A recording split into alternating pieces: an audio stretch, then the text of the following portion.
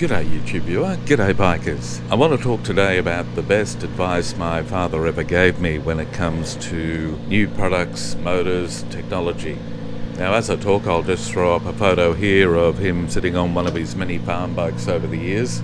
In his late teens and early 20s, he did ride a 1940s Harley Davidson, but he had a really good philosophy to buying anything mechanical. And his advice to me in the 70s, when I started thinking about making my own purchases with cars and motorbikes and things like that, it was never buy the first of anything when it's new. Always wait a year or two before pulling the trigger. And at the time, as a teenager, I wondered a little bit why.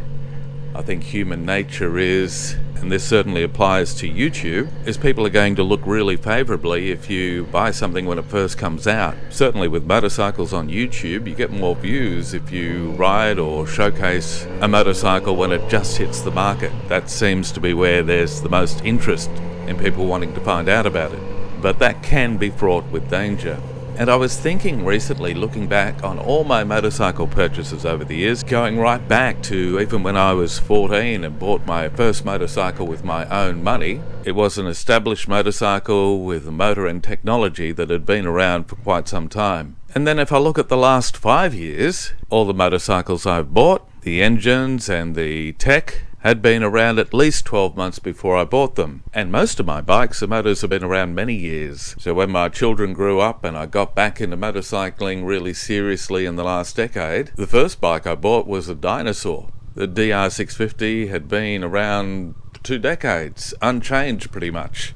And its reliability is without question. Not a single issue with that bike. And touch wood, I can say nothing has gone wrong with any of the others.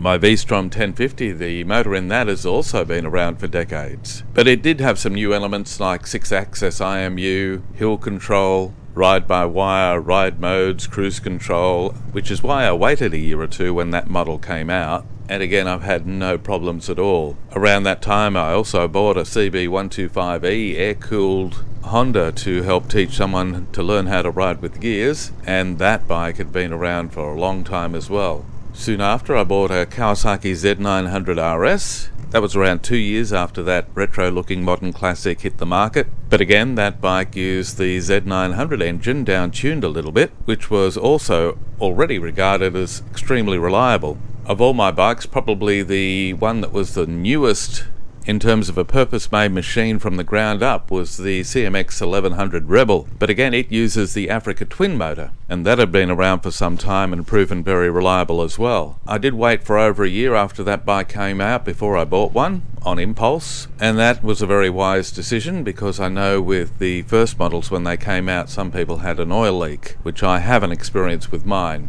And I guess that gets back to my dad's philosophy. If there are going to be issues with something new when it comes out, they'll be pretty much ironed out in the first year. And that is my experience with the CMX.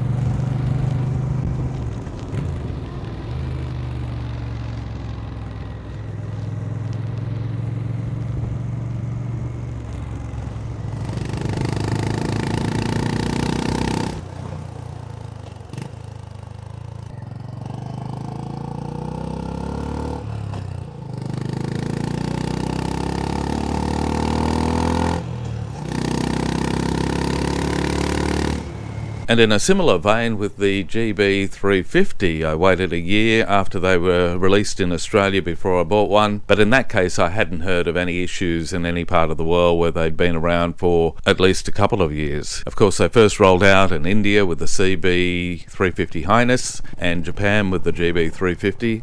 and that was just a great bike from day one. But again, I waited 12 months, in line with my father's thinking.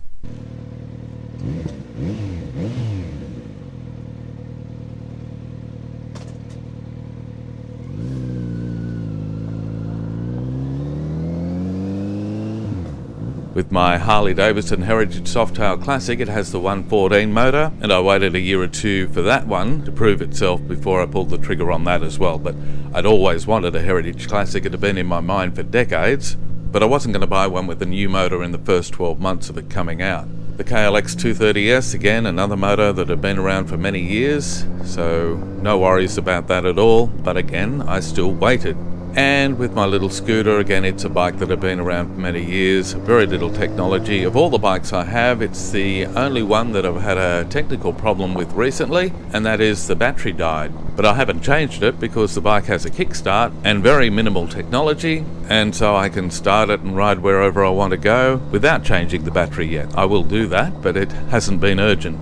Now, in doing this video, I'm not saying buying a brand new motorcycle when it first comes out is a bad thing. In this day and age, technology has come so far that there are very few machines that are going to be unreliable from day one. But there is still the chance of some teething problems, and I've always held my father's advice true and waited, and it served me really well. Sure, I could get more views by buying a new bike when it first hits the market, but in that minuscule chance there could be a problem, I've always waited and held off the purchase for at least 12 months. What I'd love to know in response to this video is, what do you think? What's been your experience?